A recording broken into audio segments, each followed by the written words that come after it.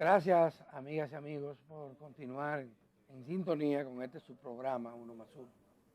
Osmar Benítez está aquí. Él es, como ustedes saben, presidente ejecutivo de la Junta Agroempresarial Dominicana.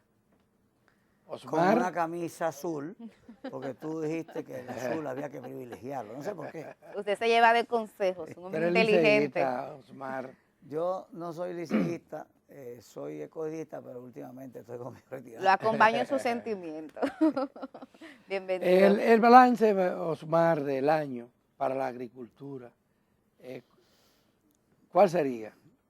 Bueno, recuérdate que siempre he predicado la expresión de que yo nunca hablo mal de la agricultura.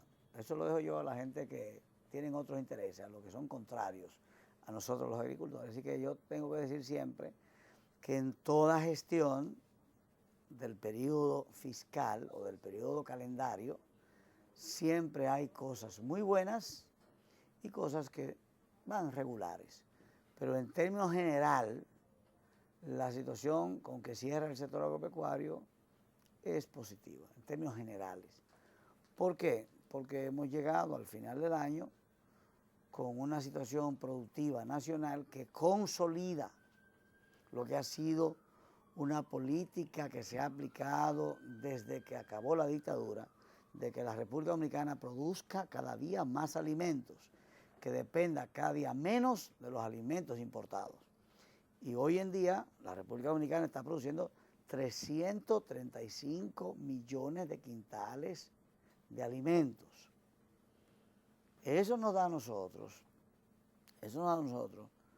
una cantidad de casi 1 millón de quintales de alimentos por mes. Suficiente para abastecer la demanda nacional en más de un 85%. Es un dato que lo ha defendido la Junta, lo ha analizado la Junta y lo ha documentado la Junta Empresarial Dominicana, que la República Dominicana produce más del 85% de sus alimentos. Hay países. Lo que este año lo que se ha quejado más la gente es de los precios. Los precios han estado impactados por dos situaciones. La primera situación es el tema que afectó al mundo entero y en Estados Unidos, en Japón, en Alemania, los precios de los alimentos están elevados. ¿Qué son esos nuevos conceptos que aprendimos de la interrupción de la cadena de suministro, ¿verdad? La disrupción de la cadena de suministro, el tema del coronavirus, un momento en que no teníamos barcos suficientes para transportar la comida que teníamos que exportar o que importar. Pero después, el otro momento es que no teníamos suficientes contenedores. Y el costo de un contenedor de Estados Unidos aquí o de aquí a Estados Unidos, que nos costaba $4,000, pues superó los $10,000. Y el tema de los fertilizantes. El segundo elemento es el efecto de la guerra de Ucrania en Rusia, que digamos, mientras todos esperamos que ya los precios iban a bajar para octubre del año pasado, en febrero tuvimos la guerra y entonces impactó los fertilizantes y los granos básicos, principalmente los cereales. ¿Por qué? Bueno, porque en esa región del mundo donde tenemos una guerra infausta, desafortunada, se produce la mayor parte de la urea, la mayor parte de los ingredientes fundamentales en las formulaciones que usan los agricultores. Un saco de urea que te costaba, una tonelada de urea que te costaba $900, pasó a costar $4,000, $5,000.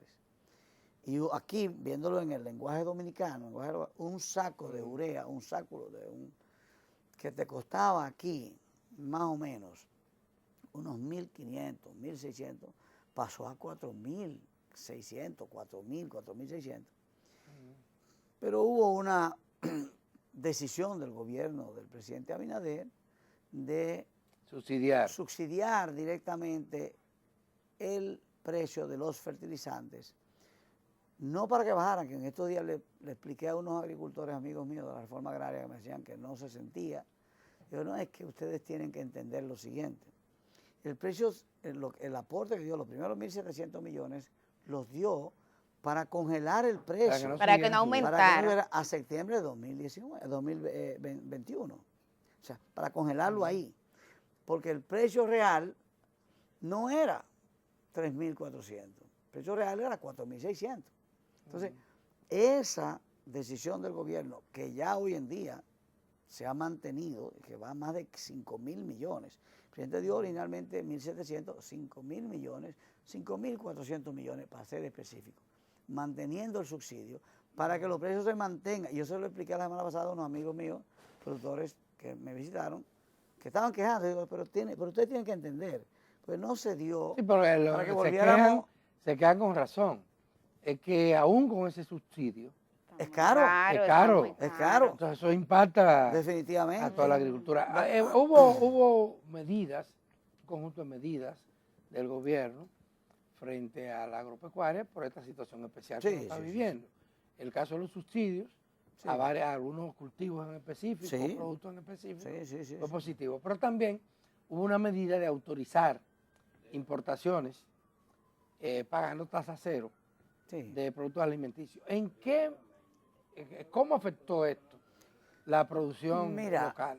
Mira, es muy bueno uno sentarse de un lado de la mesa a ver lo malo que está pasando en el otro. Y yo soy de los que cree que todo el que va a una gestión pública va con la mejor de las intenciones, lo que quiere hacerlo bien.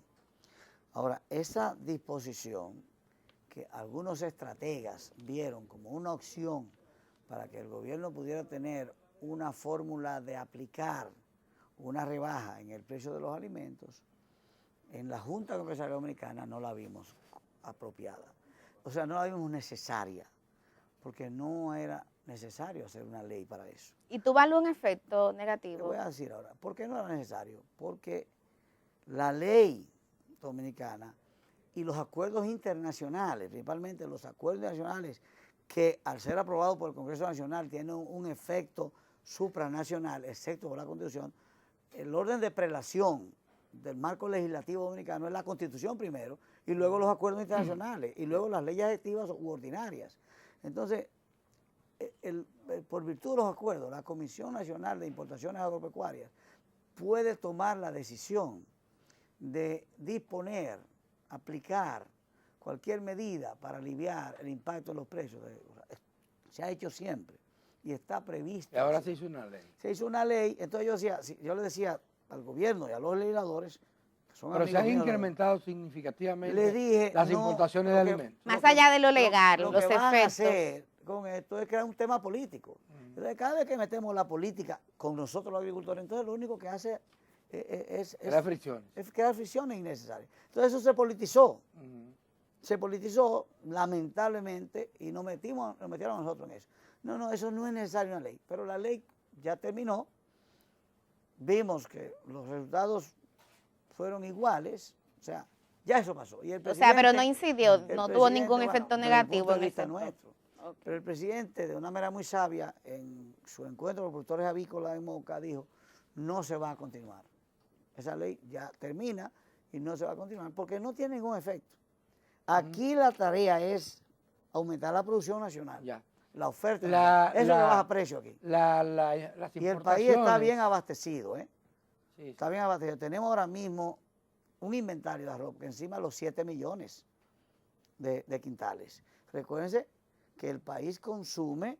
pero constituye una cierta, hay una dualidad. Por un lado, la gente quiere que haya arroz y que sea barato. Sí, Y por otro lado, están los productores que invirtieron no solamente para esta cosecha, sí. sino para tener una producción sostenible Por eso es en sostenible. el país. Por eso- Y ahora están diciendo que están amenazados por el desmonte. Pero estoy diciendo, de las por importaciones. eso estoy diciendo de hace tiempo que aquí lo que se debe hacer es fortalecer el programa de pignoración de cosecha de arroz y de otros cultivos. La idea es que se vaya a otros cultivos. Pero y las importaciones de arroz.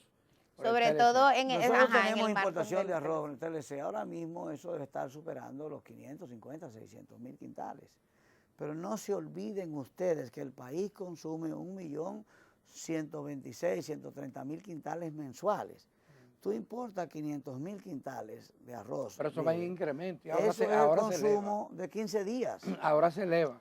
Se va a elevar, pero se va a elevar si hay una demanda, porque la gente tiene la idea Bueno, pero lo que se de que plantea se es, abra, ya todo, no, tiene que haber pero compradores aquí. en términos de precio, don Osmar, y también en términos de competencia, por las condiciones del mercado de origen, hay una competencia desigual. Siempre. Y ustedes no ven, o sea, no tienen temor Mira, de que eso pudiera tener un impacto negativo la en el gran, sector. la gran virtud de la sociedad americana, que yo admiro, es que son gente organizada. En Estados Unidos todo está escrito. Y allá no se interpreta la ley. Como alguna vez aquí nosotros interpretamos la ley a conveniencia nuestra. Todo está escrito. Y en Estados Unidos, ellos tienen, por razones políticas, tienen un programa de subsidios que todavía Y de protección a los productores. de protección vía subsidio, que todavía hoy en día supera los 250.000 millones de dólares, incluyendo el arroz. Entonces el argumento nuestro de que, y que fue lo que le dijimos nosotros, Omar Benítez encabezando la delegación en Ginebra, enviado por el presidente Hipólito Mejía, encabezando la comisión a la reunión ministerial. Yo no era ministro, era embajador, pero me mandó como jefe de delegación. Y allí le dijimos a los americanos y a los europeos, nosotros no tenemos inconveniente en bajar nuestros aranceles, siempre y cuando, par y paso, ustedes desmontan los subsidios. Pero si ustedes no desmontan los subsidios, es inmoral pedir a nosotros que desmontemos la protección. Entonces, en ese sentido, pero lo hicimos. el productor... Y ellos no lo hicieron. Y ellos no lo hicieron. Nosotros cumplimos con un protocolo. El caso del arroz y los productos sensibles se protegieron por 10 años, del 94 al 2004, y se terminó de negociar en 2004 el acuerdo de libre comercio con Estados Unidos, y se protegió por 20 años más. Tenemos 30 años de protección, y el desmonte fue con un acuerdo de carga frontal, se llama en el negocio, en la cooperación internacional. El tema es que esos 30 años pasaron. Están pasando. Están pasando. Todos los tiempos se Y ni que cumplen. era larguísimo el periodo, pero está Llegó. pasando. Sí, pero... Y todavía una gran parte, yo diría, la mayoría de los productores arroceros no pueden. Pero para seguir inspirado, hablando de lo que es bueno en este país, que es producir arroz. Un cafecito, Café. Santo Domingo. La mayoría de esos productores de arroceros La solución, no pueden la competir la solución por los costos. a la producción de arroz de la República Dominicana y al otro cultivo sensible es aumentar y conservar el programa de pignoración de cosecha. Porque nosotros no tenemos la tesorería que tiene Estados Unidos, ni que tiene la Unión No hay Europea. posibilidad de Pero revisar el tratado.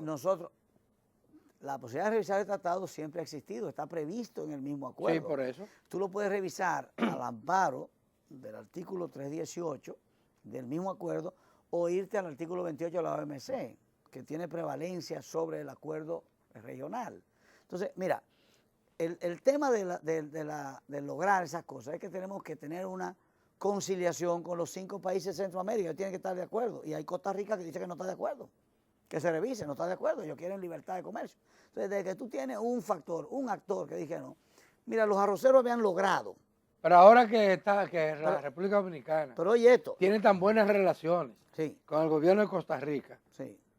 se nos presenta esto. Pero oye, los productores de arroz de este país lograron concertar con los productores de arroz de Estados Unidos un acuerdo para que se congelara el desmonte y que a partir de ahí pues se pagara impuestos. Y se había logrado eso. Costa Rica sale que no estaba de acuerdo, y algunos ejecutivos, algunas personas del Ejecutivo americano convencieron a esas asociaciones de arroz, la convencieron de que eso no convenía, que había que dejar que eso siguiera abierto. Ahora, ¿qué es el mensaje que hay que darle a los americanos? Tener una cuota en tasa cero no quiere decir que usted tiene el mercado de la República Dominicana, porque la cuota no me obliga a comprar. Me da una facilidad de importar al importador a tasa cero, pero si yo quiero comprarla. Ahora, ¿qué pasa si el importador dominicano decide comprarlo en Uruguay o en Argentina? Lo puede comprar. Lo puede comprar. Yo puedo decirle a los americanos, mira, tengo unas cuotas de 500.000 quintales, pero yo lo voy a comprar así. O sea, tú tienes esa cualquier posibilidad. Hasta Asia. Yo puedo comprarlo allá. Ahora, ¿qué Pero pasa? el de allá lo me va que a nos costar importa a nosotros allá. es los productores Está bien, locales. oye, Claro. pero comprarlo allá me va a costar 20% más de impuestos que no tiene el americano, que está en tasa cero. Pero yo propondría un acuerdo de libre comercio de alcance parcial con esos países de Sudamérica y le pongo cero al arroz. Porque es una manera de negociar con los americanos. De presionar. O sea, tú le dices, mira, ok, tú tienes una cuota, pero yo tengo una cuota, allí también la tengo, yo lo voy a comprar allí. Si ya yo te dejo de comprar, no vale nada la cuota de tasa cero. Pero voy al punto de todas maneras, lo que tú planteabas. Miren, los acuerdos, todos tienen mecanismos de revisión y regulación. Ojalá que se pueda hacer. Se está intentando desde el 2014. La posición de los americanos es que ellos lo quieren libertad de comercio, está bien, pero quítame los subsidios. Debes quitarme los subsidios porque no me digas que haga lo que tú no haces. ¿De acuerdo? Así que estamos terminando bien, hay suficiente comida. Nosotros producimos arroz, habichuela, producimos pollo, huevo, producimos... Tenemos cerdo, problemas leche. con algunos cultivos de gran consumo, como es el caso del plátano. Y Osmar Benítez es productor de plátano. Vamos a hablar de eso después de la pausa.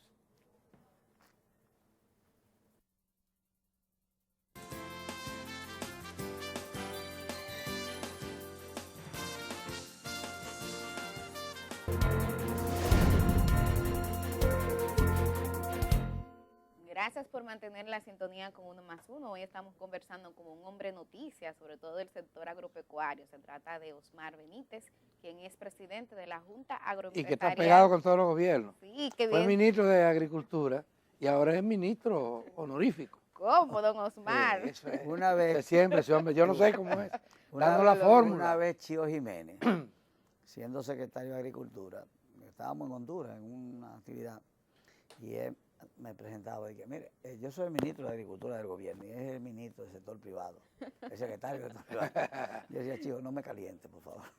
Bueno, antes de la pausa, don Osmar, Adalberto le preguntaba por la situación del plátano. Estamos comprando plátano caro, 30 y 35 pesos, y además pequeño. ¿Qué nos puede decir? Miren, el plátano es como el morir y vivir. Tú lo tocas y se cierra, pero en un rato abre otra vez. El plátano es un alimento fundamental del pueblo dominicano y no olvidemos que nosotros somos uno de los principales países consumidores per cápita de plátano. El país consume, y se lo he dicho a ustedes, consume 8 millones de plátanos diarios. 8 millones de plátanos Unidades de plátano diarios. Diario. Eso es igual que el huevo. El país se come 600 huevos por minuto. 600 huevos. Por minuto. O sea, esa es una de las cosas más positivas de la República Dominicana. Entonces el plátano compite con el arroz en áreas sembradas. En un año tenemos más arroz sembrado y en otro año tenemos más plátano sembrado.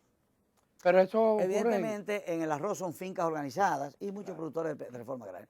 En el plátano no hay tantas fincas grandes, pero la mayor parte de la producción de plátano son productores pequeños, 40, 50, 100 tareas, 200 tareas, eso es lo normal. Con el plátano, si yo analicé una vez 40 años de estadísticas, reporte del plátano, y el plátano tiene puntos donde baja, como es en el verano, y sube normalmente en el invierno. En el invierno ha subido tradicionalmente por el efecto del proceso fotosintético, de la fotosíntesis. porque la oferta disminuye. La oferta disminuye, pero disminuye por una razón. En el invierno, el día tiene menos horas luz, menos horas de sol. Ustedes se levantan ahora y a las 7 de la mañana todavía está oscuro. ¿Cuándo comienza a entrar? El plátano, la cosecha mayor. La cosecha mayor de la primavera al verano, hasta el otoño, es donde aumenta la mayor oferta de plátano. Porque, como le digo, el plátano es agua, Tenemos que esperar más. Sol. Tenemos que esperar marzo entonces. para conjurar porque el abastecimiento de plátano va subiendo. La mayor parte de los campesinos que siembran plátano en esta época. Y tú preguntas, ¿y por qué? Porque a ellos les gusta aprovechar el precio alto. Siembran ahora para cosechar, el año que viene toma 12 meses. Sí. 12 meses para cosechar cuando llegue el precio bueno. Entonces, ahora mismo está sembrando mucho plátano. Y donde llueve, Sí, donde hay eso- riego. En el Cibao Central se siembra plátano en secano, que es una de nuestras grandes debilidades del país, y hemos hecho un estudio con el apoyo de mi amigo Gilberto Reynoso y otros expertos en irrigación, para que alguna vez podamos hacer una inversión para proveer de agua, de riego al Cibao Central, a ese cuadrante que va de La Vega, Villatapia, Salcedo, hasta la frontera con Santiago, San Francisco de Macorís, bajando por Salcedo de nuevo, por Hermana Mirabal hasta Moca, y de Moca entrando por atrás del Licey, donde está, por Las Palomas, detrás del aeropuerto de Santiago, hasta La Vega otra vez. En ese triángulo es donde se produce la mayor cantidad de plátano del país. La gente cree que es Barahona. Y es en secano. Sí. Y es en secano, plátano y yuca y batata. Es el centro. Pero el plátano barahonero, que le gusta tanto a la gente, El más caro. ha desaparecido grande y porque suave. produce poco. Bueno, el plátano baronero te da 18 a 25 plátanos por racimo. Y hay que le dan 60 y 70. El Todas las variaciones. maeño, que los maeños, Que no es maeño, no. es de la línea, pero el maeño, ellos le dicen los maeños, hay que darle ese mérito Sí, a los pero eso maeños. es verdad. Sí. Es el plátano macho por hembra, tanto el rojo o morado como el verde, que te dan entre 45 y hasta 60 plátanos, y 65 plátanos. Por racimo. Por racimo. Esos plátanos son grandes, compiten con el baronero, ¿verdad? Y te lo dan mayor cantidad de racimo. Don Pero el Osmar. plátano de los pobres, dicen los agricultores de La Vega, mi amigo El Alex plátano Cruz y macho. Duro, es el FIA, porque el FIA se vende más barato, pero te produce 100 plátanos, un racimo. Sí. ¿Ves? Tú compensas. el Yo precio. quiero cambiar el tema porque estamos haciendo balance del año y uno de los temas ha tenido que ver, sobre todo en el sector agropecuario, con la mano de obra. El gobierno dominicano ha estado tomando una política de deportaciones de mano de obra haitiana y sabemos que el sector de agricultura, sobre todo, depende mucho de esa mano de obra. Nosotros tuvimos al ministro de Agricultura en el almuerzo Corripio y él decía que en su finca la mitad de la mano de obra era haitiana. Quiero tener que saber si esa política de deportaciones ha estado impactando de manera negativa el sector. Miren, el tema de la mano de obra haitiana es un tema muy político. Lo politizan. Muy político y muy politizado. Político en el sentido hasta de la imagen del país a nivel internacional. Y politizado en el plano local, ¿verdad? Es un tema delicado que uno tiene que manejarlo con pinza. ¿Qué ocurre con la mano de obra haitiana desde el punto de vista de un técnico que está aquí sentado, conocedor del sector agropecuario? La realidad, nosotros hemos hecho un grupo de trabajo donde están los principales usuarios de la mano de obra haitiana. Sector construcción, que es el primer usuario. Segundo estamos nosotros, el sector agropecuario. Y el tercero, el sector turístico, que ya tiene mano de obra haitiana. ¿Qué ocurre con esto? Son una realidad, están ahí. Los necesitamos y los hemos estado utilizando. En el sector agropecuario, la realidad es que dependiendo del cultivo, por ejemplo, mientras el cultivo del arroz en algunas actividades es el 80-90%, en el cultivo del cacao el que menos usa mano de obra haitiana es un 25-30%, como mucho. En el sector bananero, por ejemplo, el sector mano de obra haitiana es fuerte, más de un 80%. Y es el único sector que tiene fijo esa mano de obra. Porque el sector arroz, sector habichuela, Es temporero. es temporero. Claro, y tú sí. no puedes decir, tengo tanto. Porque Pero hoy- temporero Depende de que la se va cosecha. repitiendo. No, y se van a otra actividad. Sí, sí. Entonces, aquí nosotros tenemos que cuidar al país de no mostrarnos como discriminatorios o maltratos, que no es verdad, que no existe. Y yo les he dicho, en el caso de la finca nuestra, tanto gana un empleado haitiano como gana un empleado igualito. No, yo conozco varios productores Sí. que me han dicho que han hecho campaña tratando de conseguir mano de obra No, pero dominicana. es que la No ley te aparece. manda. O sea, yo tengo Pero que poner no un lo- anuncio. no lo consigue. Yo tengo que poner un anuncio en la emisora de La Canela, en la emisora de Santiago, Ujú. diciendo que quiero mano de obra dominicana por 30 días. Y después de los 30 días que no aparece, entonces yo tengo autorización legal para poder Y contratar no mano de obra aparecen y haitiana. se han hecho la campaña así. Sin embargo, yo tengo un caso particular. En la finca mía yo tenía 70 haitianos. Cuando mi amigo Taveras, de la Fuerza José Nacional Ricardo Progresista, Taveras. José Ricardo Taveras Era el era director de- Migración.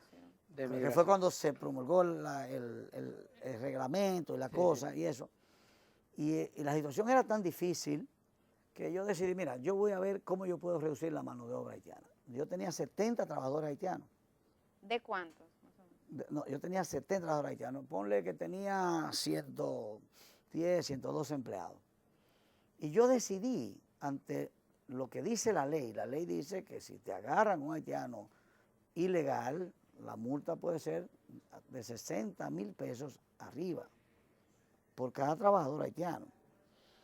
Entonces yo decidí que iba a comenzar a cambiar eso. Pero también hay una situación. ¿Y qué logró? Bueno, yo tengo hoy 8 haitianos nada más, de 70. ¿Y lo de los otros? Los otros dominicanos. ¿Y cómo lo logró, don Yo Osmar? hice, por un accidente de la vida, andaba con un cargado de mantenimiento en una industria fresadora en Navarrete, que estábamos, una pieza que se había roto de un motor. Y al lado había un dealer de motocicleta y ese muchacho me dice, mire, ingeniero, si usted me compra un motor de esos que están ahí, vea, yo le trabajo a usted 5 años. Digo, mire muchacho, ponte a atender tu paso. Y yo cojo para ir al dealer a averiguar, porque me dio curiosidad. Y las motocicletas iban desde 22,000 pesos hasta 58,000 pesos. China, ¿verdad? El hombre me reconoció y me dice, pero usted no es que está de agricultura. Y habla de agricultura, digo, sí. Entonces ahí yo dije, acá, ¿cuánto tú me financias una motocicleta de eso? Una de 24,000, ¿ves? O 28,000 pesos, creo que era, China. Y él me dijo, no, yo hago un programa. Yo quiero hacer un programa para mis trabajadores, pero esa es la idea que ha dado este muchacho. Sí. Y entonces decidí hacer un programa de financiación de motocicletas a trabajadores dominicanos, donde yo le aportaba el 50%. Cuesta 28,000 pesos, yo aportaba 14 y él aportaba 14. Pero con una condición. El acuerdo, él me dijo 5 años, yo hice un acuerdo de trabajo de 3 años. Tiene libertad de movilización. Si tú te quieres ir, Paga la motocicleta. no, tú vas a pagar lo que te queda o yo te devuelvo el dinero y yo me quedo con la motocicleta. Fruto de eso, Adalberto, yo llegaba a la finca los sábados y era la cantidad de muchachos jóvenes de esas comunidades esperándome ahí. Porque hacen las dos cosas. No, porque andar montado Sí. ya era subir su estatus. Eso- Sí, sí, Las sí. muchachas ya lo veían diferente. Claro, claro. En la tarde, cuando salían a las 3 de la tarde de la No, finca. pero que además la mayoría de esos trabajadores ambulatorios Sí. o Eso por es lo cuenta que propia hacen, tienen que claro. combinar las actividades Sí. para Hacían tener unos motoconcho ingresos. en la tarde. Todo eso, y eso me generó 19... Pero pocos productores pueden hacer Bueno, eso. 19 trabajadores dominicanos conseguí ahí. Entonces fui sustituyéndolo. Y luego, yo tengo un chofer que es de Villa Altagracia, que tiene un conuquito de cacao, y me dice, ingeniero, allá hay unos muchachos con un viejo, que son todas familias de él, que son una bestia trabajando, una cosa increíble. Eso que usted tiene que conseguir, digo yo, pero hábleme con el viejo. Ahí yo hablé con el viejo. Pues yo tengo 11 nietos del viejo allá, que los contraté, los mudé, óyeme, yo soy un hombre demostrado, y los mudé hombre. Pero Mudé, me quedó de la Villa duda. Altagracia a La Canela, le arreglé una casa, se la preparé con wifi, con telecable, con todo, y tengo 11 muchachos allá. Pero es cierto o no que El si impacto. elimináramos la mano de obra haitiana, se cae la agricultura, como ha dicho el ministro. Impacta a la agricultura, sí señor, pero yo quiero también reconocer que la dependencia de la mano de obra haitiana retrasa los avances de la agricultura.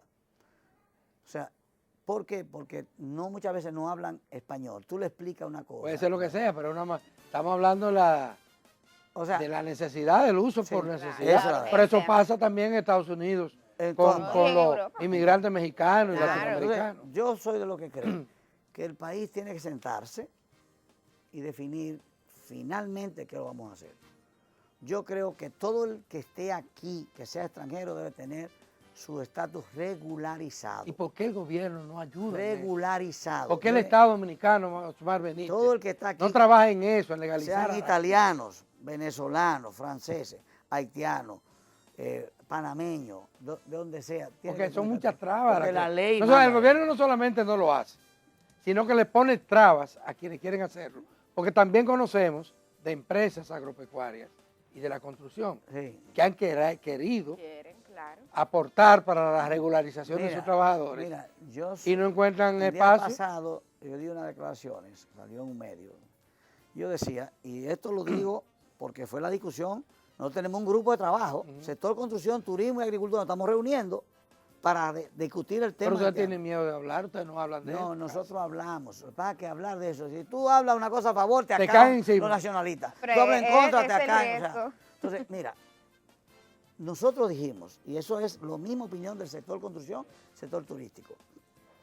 Con los trabajadores que ya tenemos en el país, es suficiente. No hay que traer más trabajadores haitianos. Con los que están aquí. Claro. Ahora, los que están aquí, vamos a ver cómo ayudamos para que se regularice y estén en el marco de la ley.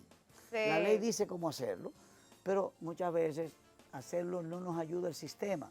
¿Por qué? Pues yo quiero, por ejemplo, de los 70 haitianos, yo le saqué 14 pasaportes con visa a 14 de los 70, porque fue lo que pudieron conseguir documentos en Haití. Sí, sí, es sí. que Haití no nos ayuda Sí, porque sí. no hay documentación. No hay Pero resulta que esos 14 probablemente Se sean fueron. ilegales ahora. se fueron. No, Sí, y muchos que además se van. se le Lo de vence la pasaporte, documentación y no hay facilidad de que los renueven. pasaportes, los que tenían 14 se me fueron. Una parte fue a Chile, Ah, sí. unos fueron a Miami y una parte a Nueva York. Esa es la realidad. Entonces, ya nosotros, con lo que tenemos aquí, tenemos que trabajar. Ahora, regularizados. Claro. ¿Por qué? Porque no podemos nosotros promover tampoco la ilegalidad. O sea, nosotros somos respetuosos de la ¿Y ley. no creen que el gobierno debería contribuir a esa legalización? Todos los gobiernos tienen que contribuir a que podamos arreglar eso. Y creo que también este gobierno, como todos los gobiernos, tienen que contribuir, porque es una realidad que tenemos. Ahora, a que estén legal. Claro. Y el sector productor Y ha estado legal en disposición. e identificados. Exacto. Ese es el otro problema. Bueno, mi amigo Chubaque anunció el programa de registro biométrico. Eso es fundamental. ¿Qué necesitamos? Hacer un esfuerzo de la nación para regularizar lo que tenemos. Lo que no tenemos, esos ciudadanos haitianos que están ahí vendiendo cargadores en los vehículos, vendiendo frutas, vendiendo cosas, no están regular, váyase a su país y se regulariza. ¿Para qué? Para que podamos... Se acabó seguir el trabajando. tiempo, compañero. Ahí está. Bueno, se estaba poniendo bueno, Sí, ¿eh? sí.